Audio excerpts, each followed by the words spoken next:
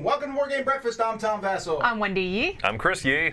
And man, we are a month, less than a month, I don't know. It's kind of iffy when it comes to not exact dates. Away from Dice Tower East. It's exciting. Dice Tower East is coming.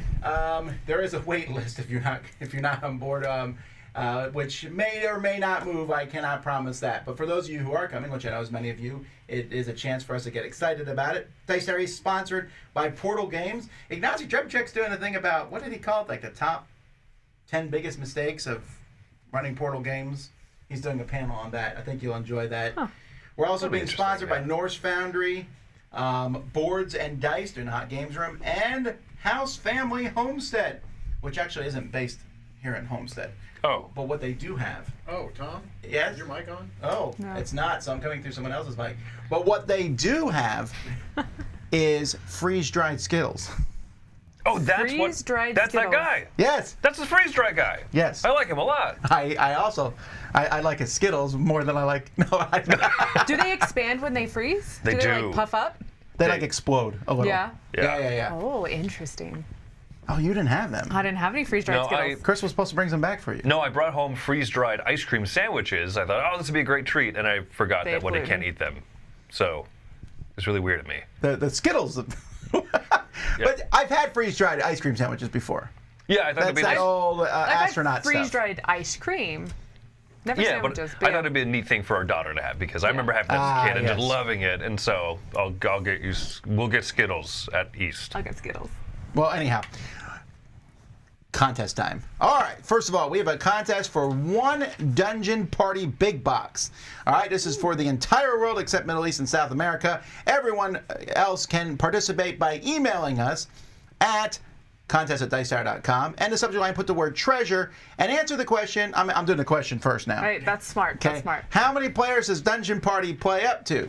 So Dungeon Party, a game for 2 to some players, is a game if you ever like throw poker chips at things. That's what this game is. But it adds special rules.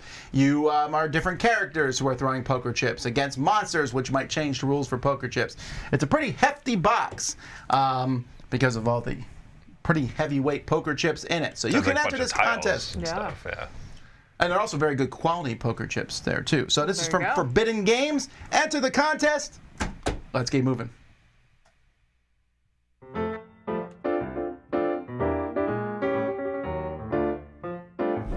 Hi, it's Tarrant. And Stella from Maple University. We are back to Melbourne, Australia from Bali. And so we're talking about Australia. Exactly, it's the right time to say it. So this is the expansion of Australia, Tasmania, and Revenge of the Old Ones. Yeah, it's interesting this. We're so used to expansions these days, taking the main game and then adding a bunch of new mechanics into it or adding all this extra options. But this really gives you two completely different ways of playing or styles of playing. Revenge of the Old Ones introduces a one versus many variant to the game, and then Tasmania introduces a smaller map which is suitable for solo or 2 players. Indeed. And a variable version of the map as well. So it's I find it refreshing to see an expansion that is taking the game into different styles rather than adding more and more complexity into it. They are, like, sometimes it works, sometimes it's a fix, but yes, in this case, totally agree. And one versus many, there are not that many one versus many games, I guess. We like that, and there's like Fury of Dracula, and there's a few others I can't think of right now. It was much bigger in the 80s, especially Hidden Movement ones after Scotland Yard. Oh, there you go. So yeah, I really recommended the expansion to play. I think I have a short and sweet video when the Kickstarter was launched. And this is actually by Stronghold Game, and it's also Shield Mill, which is our neighbor, New Zealand, from Shield Mill Games from New Zealand. So that's it. Hopefully you get to play that. You have played it. If you haven't tried expansions, it's great. And that's it. See you next time.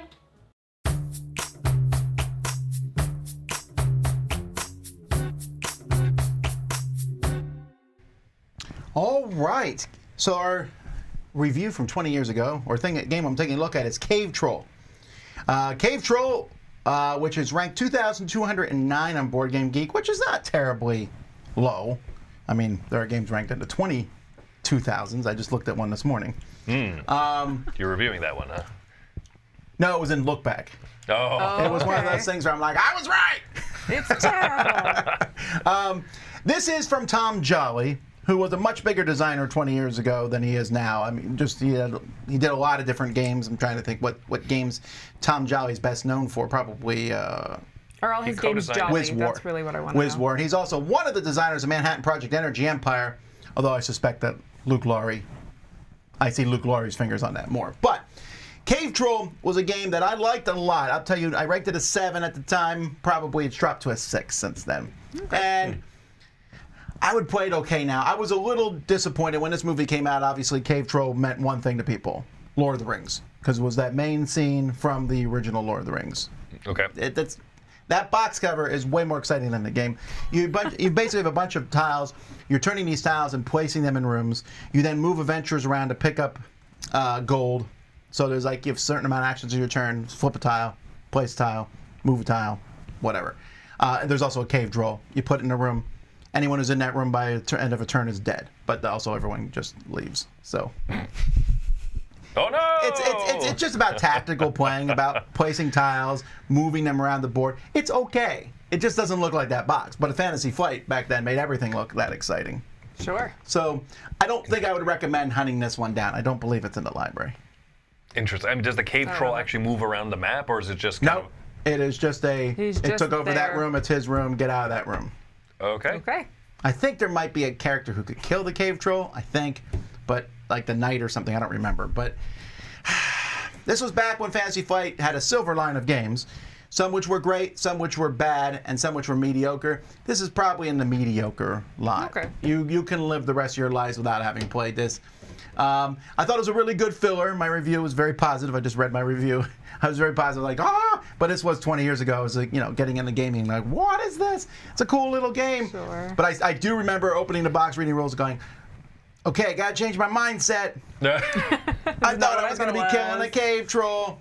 So I think there's probably a third edition of this that came out as time went by, but they're all pretty much the same. So cave troll sounds pretty adequate. This is a segment where we take a look at a board game based on an IP. I tell you the theme and the mechanisms match up together. Today we're looking at Marvel's Splendor. Let's take a look at a little bit at the game, and I'll come back and tell you if it fits. Splendor Marvel is a very easy game to play. On your turn, you're going to have 4 possible actions. I can take 3 different gems, but they have to be different colors. Or I can take 2 of the same color. Or I can choose a card, take one of these shield tokens, which are wild, and I'm the only one that can buy or purchase this later and set it aside, or I can build it. If I have the necessary tokens, I can buy this card, and what it will give me this icon right here that I can use later to purchase more cards. There's also a mechanic where I can get these Avenger ones, and whoever has the most Avengers will get 3 additional victory points, as long as you have a minimum of 3. And then these cards that you purchase will also give you victory points, and you can always earn these also by doing set collection. The game will end when somebody gets 16 victory points, 1 green, and 1 of each card at least. Then you will trigger the end. Whoever has the most victory points wins. Now, the only way to get these green ones, which are the Time Stone, is by purchasing a level 3 card. And you'll see here at the top, there's enough for each player to have 1. Once you have that, you're able to grab the Infinity Gauntlet, and you could possibly win the game. That's Marvel's Splendor in a nutshell. Now, Marvel's Splendor really is just Splendor with a couple extra rule variants with Marvel tapped onto it. Does it fit the Splendor game? Sort of, not really. I guess you're collecting these stones, or at least parts of each stone that make up a stone, in order to get more superheroes on your side. I guess that makes sense in some weird universe. And then I get extra points if I have enough Avenger characters. And then at the end, if you can get enough of the stones, you'll grab the gauntlet, and then you will not necessarily win, but score up the points, but probably win, because you have the gauntlet, which is worth no points. Nah, not really. I do like the game because I like Splendor, and I probably like this variant of Splendor better than the base Splendor. But no, I gotta be honest with you, the theme doesn't really work on top of it. It is pasted on, but tell you what, I can get my kids to play Marvel Splendor, and I probably couldn't get them to play Splendor. So for me, that's a victory, even though I have to put this pretty low on the IP fitting what's going on in the game. So there you go.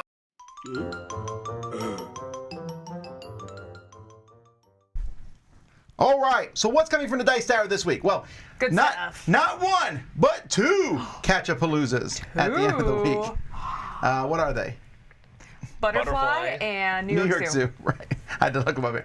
I'm reviewing a bunch of larger style games this week. Veiled Fate, Sherlock Case Connection from Lucky Duck Games, Dice Theme Park, Rule Benders, Sniper Elite, G.I. Joe Deck Builder. The more you know. No, that's not the more you know. Sorry. And now you know. No. And knowing's half the battle. The more you know is Reading Rainbow, right? I think it was one of those, yeah. Rainbow. I see the star and the shooting star and the rainbow. Go anywhere. NBC is the more you know. NBC? Okay, Oh. thanks. Anyway, Chronicles of Avel, me and the kids will be taking a look at. Shoots and Marbles is back tomorrow. Hey-oh. Crowd Surfing is on Wednesday. Board Game Breakfast on Thursday. On Friday, we're doing a Q&A, me, Camilla, and Sharon, who is the director of Dice Tower East, about Dice Tower East. So if you have questions about Dice Tower East, come and ask us live. Speaking of live today, as soon as this is over, Z is doing a live What's Happening, and then at noon today, I'll be doing a live Q&A.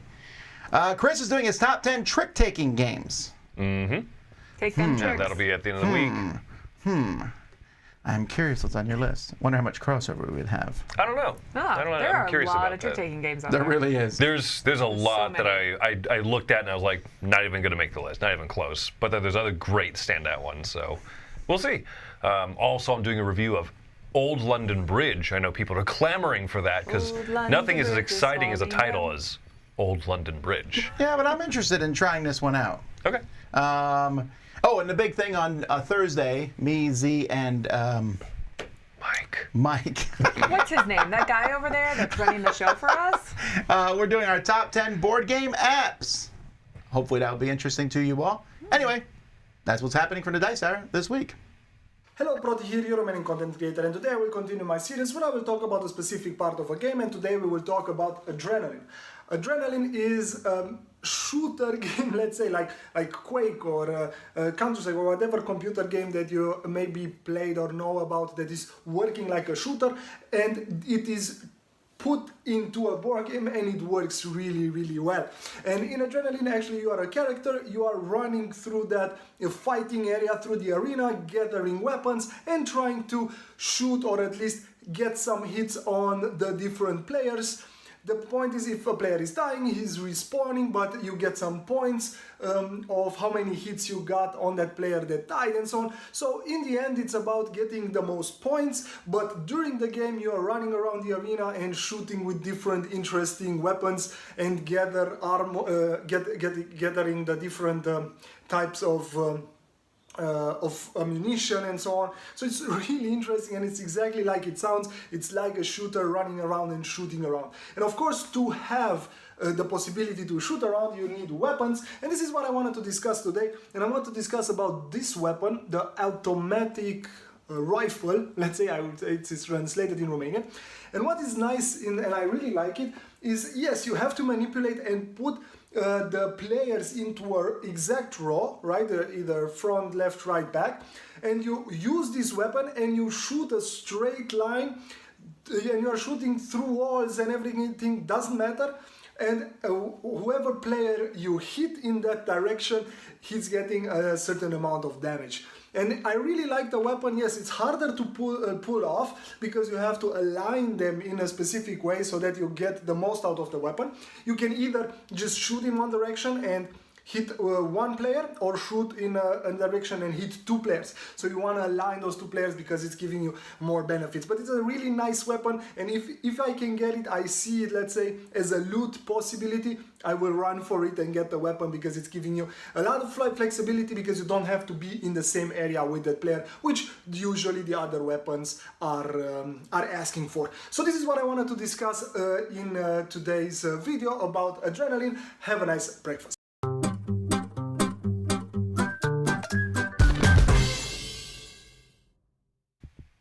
So, in a perfect world, we would never misspeak.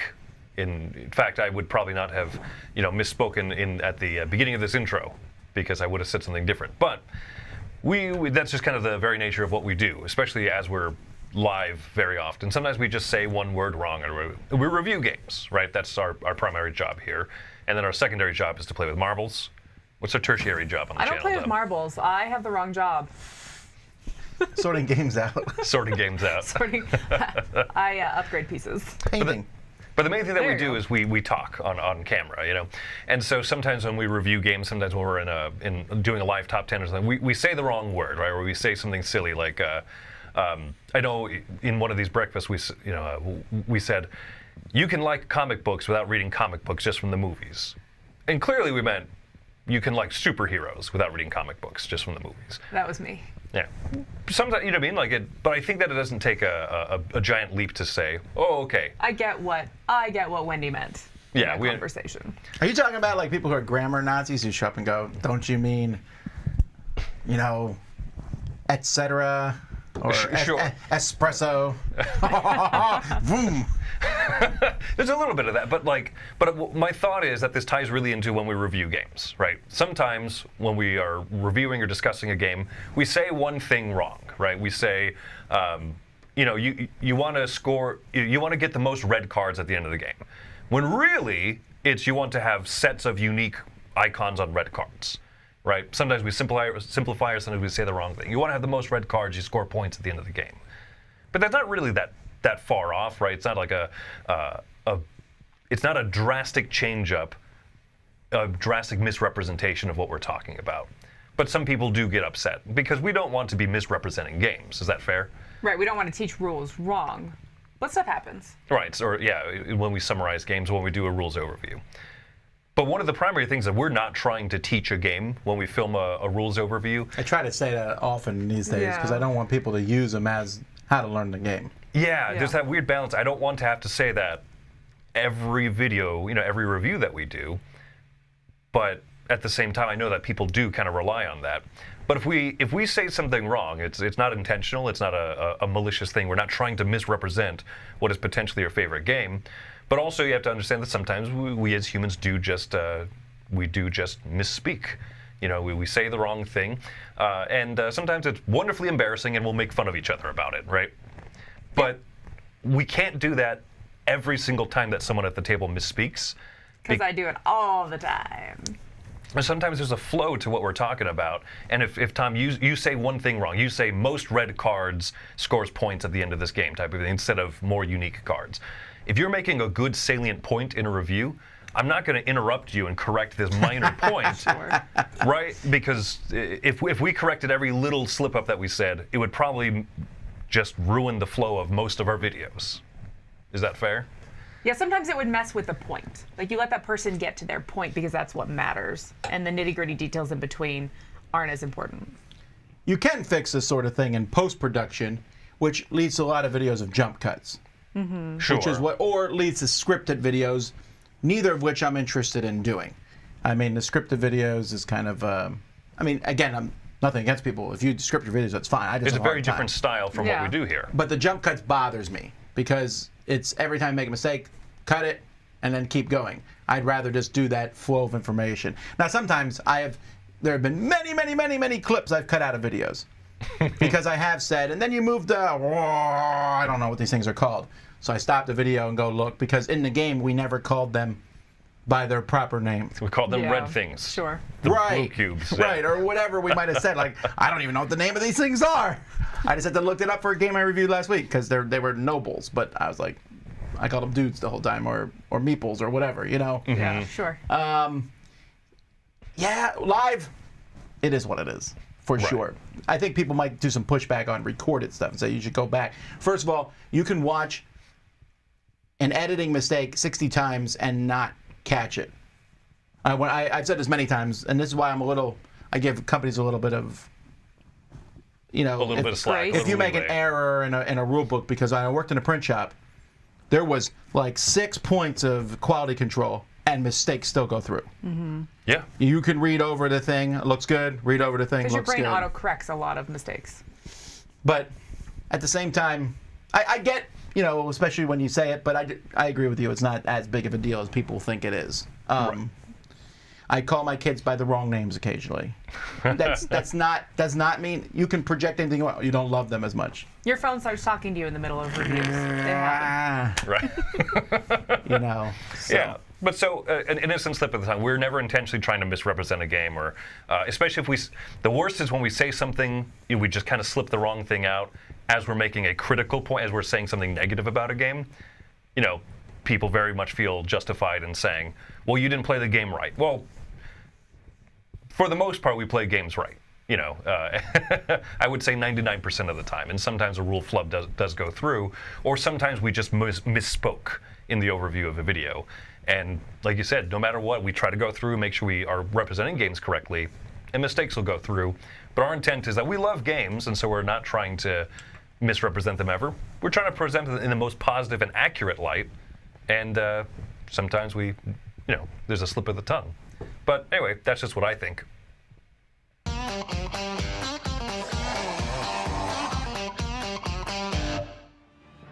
And we'll need any help we can get when that Elder One comes through. Assalamu alaikum. Cthulhu Death May Die is my favorite kind of a co-op fighting game, a mana trash game in which you will be fighting against this elder god. But one of the things about these elder gods is that there is a sense of predictability that where this elder god is going to move to once you have killed it in your first stage. So there are different stages through which it goes, but since the number of elder gods are limited, so you can kind of know that where it's going to move and there you're going to attack next. If you want to make that unpredictable, its movement unpredictable, just like any other enemy, then there is a dice pattern available for Cthulhu Death May Die on BGG file section. Now, what I do recommend is look at the comment section of that Cthulhu Death May Die dice.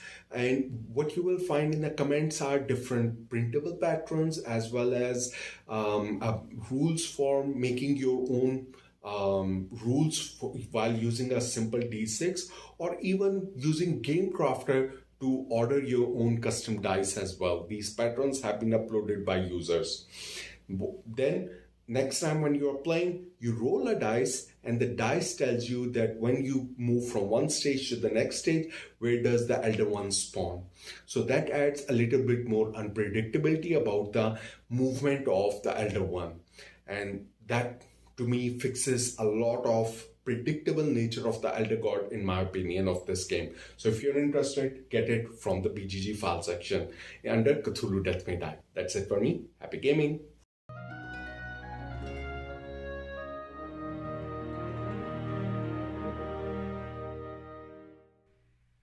First of all, I like to say that you're lucky we're even talking about Stranger Things 4 today, because it's a long season.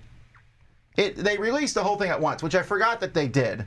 Oh, because we've been used to Disney Plus stuff, right? Yeah, no, I know that there's two. release. Okay, I'm talking about Stranger Things season 4.1. I know there's 2 more episodes coming in July. 2 movies are coming. Yeah, 2 movies. Stop having slips of tongues, okay? We talked about this. You have to be perfect, Tom. But I'll tell you what, I forgot that I'm so used to Disney Plus and even Amazon Prime and stuff, they release an episode a week. Sure.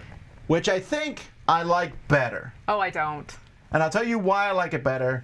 Because I don't feel any impetus to quickly have to watch something so I don't get spoiled. That's the hard thing. There was a lot of Stranger Things to watch this time before you start seeing the memes and the articles pop up, many of which are just very blatant. Right, that's why this came out the same day as Obi-Wan. Yeah. And I watched Stranger Things first because Obi-Wan is a single episode. Well, it was 2 episodes. It was 2, yeah. Fine, but the Stranger Things was 7, And the shortest was still over an hour, I think.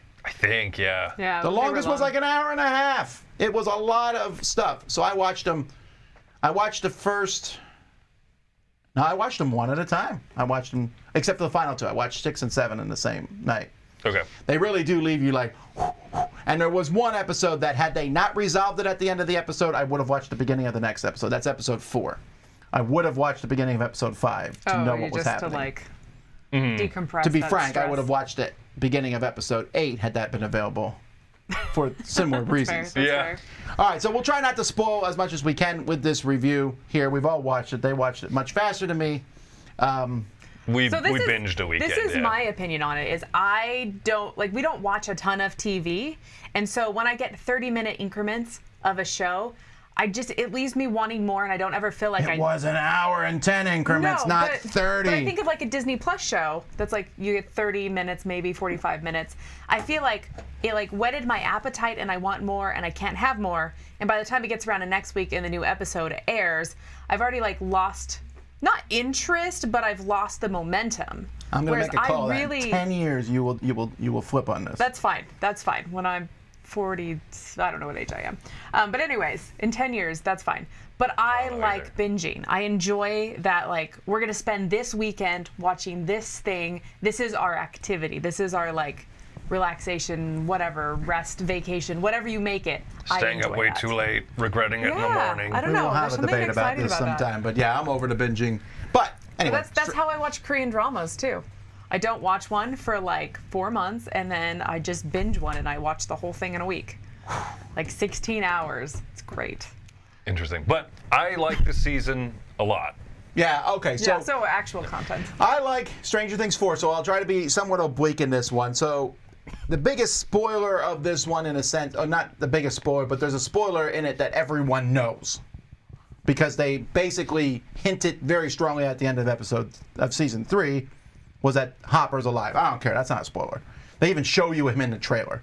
If you don't know that at this point, I'm sorry. Okay, so I'm just saying that because he's in this series. We need to talk about that. Okay. But That's fair. all the characters in this series, plus about 4 or 5 new main characters. Yeah, there's a few. I would say, let's see, one main character, 2.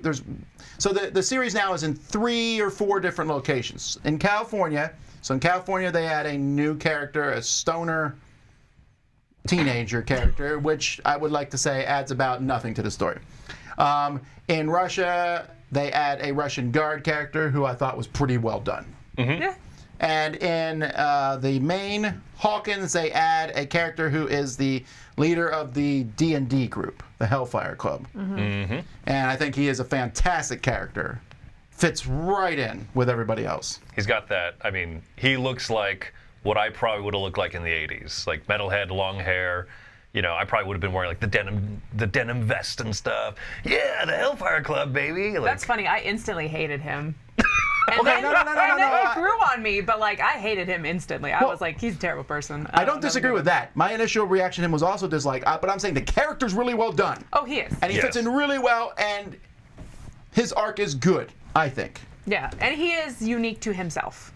Now- He's not just another character copy-pasted, so you have 2 of the same. Yes, but he also fit in well. And I was reading an article about this, how that's a really tight-knit group. So it's hard for new characters to come in and break into that, but it looks like he did pretty well. Sure. Robin did last season, you know, the ice cream shop. Yeah. And she is back. Robin in this season works really well, especially with Nancy. They're a good pairing. That being said, a couple of the original characters are not interesting. Specifically, Will. If you remember Will, he was not there in the first season because he was trapped in the Upside Down. Yeah. They should leave him there. He is boring. And then, what's the main character's name? Mike. Mike is a moron. Now, granted, most teenage boys this age are. Sure. The rest of the characters, though, fantastic. Had a good time. Most of the, it's such a big ensemble, and there's only so much that everybody can do and accomplish. And I think the biggest problem is the characters that drive the story forward are the most interesting ones. And when they cut to a little, Side quest, so to speak. There's a lot of different quests that they kind of follow, and they're all creeping forward. They cut to certain characters, and I think, this is fine, but it's not moving the story forward, the mystery forward, and that's my favorite part of the season. So when it cuts to something that's a cool jaunt or an interesting, fun adventure,